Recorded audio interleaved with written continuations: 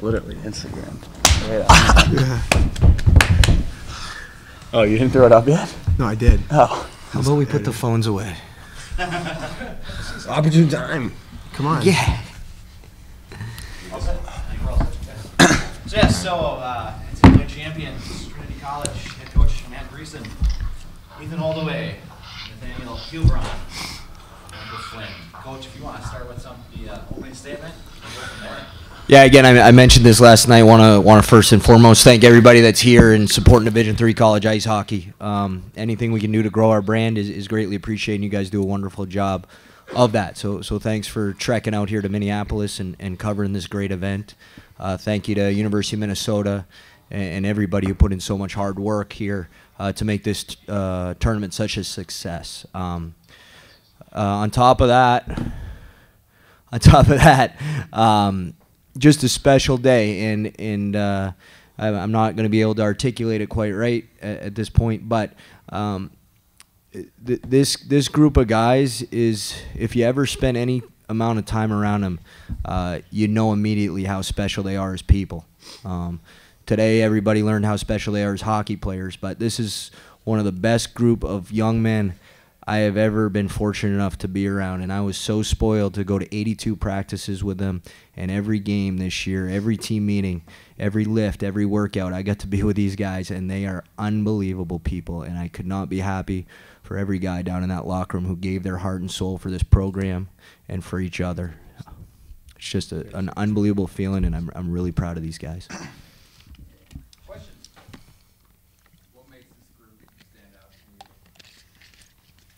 Mainly the selflessness. They would do anything for the guy to the right and the left of them. They'd block a shot. They'd take a hit to make a play. They were absolutely in it to be the best team. The individual stuff came second to each and every person in there. Last year we had a lot of individual awards, and it didn't end the way we wanted to, and everybody knew those aren't what we're interested in. And the selflessness of these guys is just, for guys this age, it's unbelievable how selfless these guys are. I'm just, again, I'm going to say it. I'm so proud of these guys. What leads that? Is there one or several people? Great leadership. You're looking at him right here. Flinny's been a 2-year captain. We've got other captains too, but Flinny has set the groundwork for what a great captain is. I think every person to a man knows who our leader is, and he's sitting right here. Kid's been playing on one knee for about a month right now. Nobody would ever know it. He's playing at an All-American level on one knee. I spoke to him a few weeks ago. I said, Flinny, you need the time off. He goes, I got to get through 3 more games. He goes, we'll find a way to get this done. And if you saw him turn sometimes, you'd know he was on one knee. But he just found a way for his brothers down there in the locker room. What happened to you? I had knee surgery a few years back, my senior year, and it's just kind of been acting up probably the last month and a half or so. I think it first got banged up in the Middlebury game, and it just hasn't really been the same since. But like Grease said, just had to find a way to get through it. There's no way I was going to miss any games or sit out of practice. So. Gotta find a way to stay out there, and I did that. So, it's an unbelievable ride, and I, wouldn't trade it for anything else. Michael, after what happened to you, would it be safe to say that you played this year with your team played this year with a bit of a chip on your shoulders, and you say that chip's been knocked out now? Yeah, definitely. No, it was a tough one last year, and I think coming into the season we had such high expectations, knowing what could have been, and we felt like we got shortchanged there at the end of last year, but we knew we had to bring a new level this season if we wanted to get where we needed to be, and I guess the hockey gods were on our side, giving us an at-large bid, so that was great, and once we got the nod, we knew we were ready to go, and I had no doubts that we were going to take this thing all the way to the end, so it was a great ride, and I knew everyone would be up to the task. It was an unbelievable effort the past couple weeks. So. Ethan, can you talk about how that game-winning goal was kind of set up and what went through your mind when you saw it in the back of the net? Yeah, I think we just ended up getting the puck in deep. Brandon Cole did a great job of getting some space behind the net, and I kind of popped out high, and he found me right on the tape, and I just threw it at the net. and it just happened to go in. Like there was some good traffic, and took away the goalie's eyes, and it just ended up found the back of the net. Soon after, do you want to talk about how it feels to be a national champion right now? Just the thoughts are going through your mind. You sit and think about it. Start on the right, then we'll come back. Yeah, certainly. I don't know if Grease mentioned this earlier, but we came a long way since our freshman year. Our senior class, we had 9 wins our freshman year. I think we finished 7th in the NESCAC. So we've really come a long way. And to believe that we're national champions, it's unthinkable. It's been an unbelievable ride. Each year we made tremendous strides.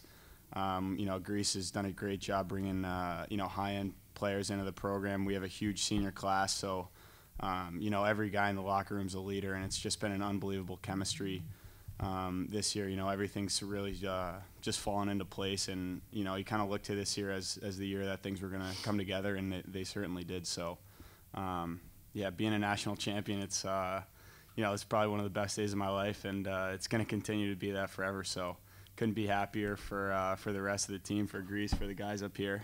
Just an unbelievable effort. So, just happy to be here. Being a national championship is, I think one of the reasons why I came to Trinity. Grease kind of sold to me. I could see the desire in his eyes to get to this point, and we finally did it. And to be honest, I think we're pretty fortunate. 3 weeks ago, we didn't even know if we'd be in the tournament after our little trip up against Tufts in the NESCAC playoffs. But we're a resilient group of guys, and we just worked hard all year to get to this point, and it kind of all came together at the right time. I just couldn't be prouder to be a Trinity Bantam. Yeah, I mean, it's just an unbelievable feeling, especially with this group of guys. Like Coach Greason said, really a special group from top to bottom, seniors, juniors, sophomores, and freshmen. Everyone does their role, everyone does their part. No one's selfish at all, and I think that's what it took, to get to this point. As Nino said, we had some highs, some lows, but everyone stuck to it and bought into the system, and it ended up working out in the end. It's an unbelievable feeling.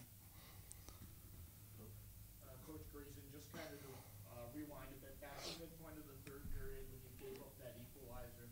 That's really a spot where it's so easy for a lot of teams to just buckle, and you responded by playing some of your best minutes of the night and ultimately got that equalizer. What made the difference for you tonight in that third period? Again, I don't want to harp on it too much, but it's our leadership. And I think when we met on November 1st for the first time, we said we got 10 minutes to go and it's a tie game in the national championship game. We would all sign up for that right there.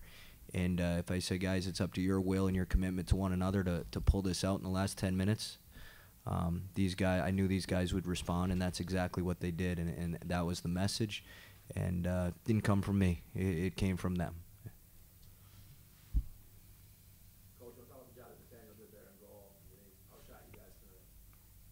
Yeah, if you're going to win championships, you need great goaltending. And we knew when we recruited Nano that we had a great goaltender. He's won championships everywhere he's gone.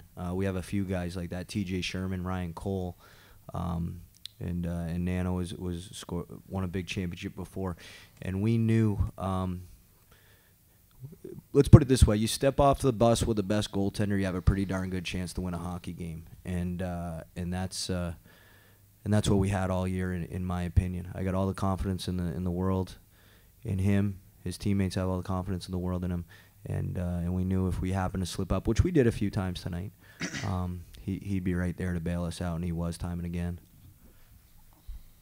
Coach, can you talk about the development not only on the ice but off the ice you've seen in this group of seniors since you first came in?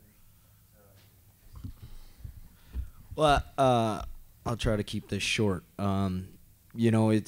The program needed to change when I showed up. There were some things that I really wanted, and just my preference. And these seniors I didn't recruit them, but the day I showed up on campus, they were 100% committed to everything we preach and everything we believe in, putting team first, making great decisions on and off the ice, developing young men who refuse to lose battles, who refuse to get outwilled. And these guys have embodied that on the ice, off the ice, in the summer, in the winter. And that's what makes them such a special group. Truth be told, and again, this is my last point, at some point it's going to sink in that the next line chart I write as a head coach is going to be the first time I don't have Michael Flynn in the lineup, and I'm scared of that. But we'll find a way around that, and it's just going to be sad to see these seniors go, but man, we're going to enjoy this for a while. Any of the players, it's a championship game at 7 p.m. How do you prepare for the day? I mean, is it sit in the hotel and waiting for a Mall of America? What are you doing? Yeah, I mean, it's a pretty routine day for us. Obviously, being on the road is a bit different, but yeah, I mean, get up, have breakfast, and then came over for a morning skate. And about half the guys get on the ice. The other guys like to rest their legs, so that's fine. And then, just go back to the hotel, get your feet up, take a quick nap if you need to, get a snack, and then, pregame meal at 3, and then, hour and a half till you get on the bus and, hang out in the hotel room a bit, watch some TV, and just kind of relax. And then, once you hit that bus at, 4:30, it's, game on. And I think we had unbelievable focus this week, and I think there are a lot of distractions that come with being in the Final Four. There's a big banquet. You get here a couple days early, so it's tough to kind of wrap your head around things and keep that tunnel vision with the goal ahead. So I think the coaching staff did a great job of that, kind of planning the days for us, and everyone was locked in from the minute we stepped in into Minnesota. So. The 7 p.m. game, it's a long day leading up to it. I certainly couldn't fall asleep in the hotel room, but I think everyone was just excited to play. And after last night, how could you not get up for another battle? So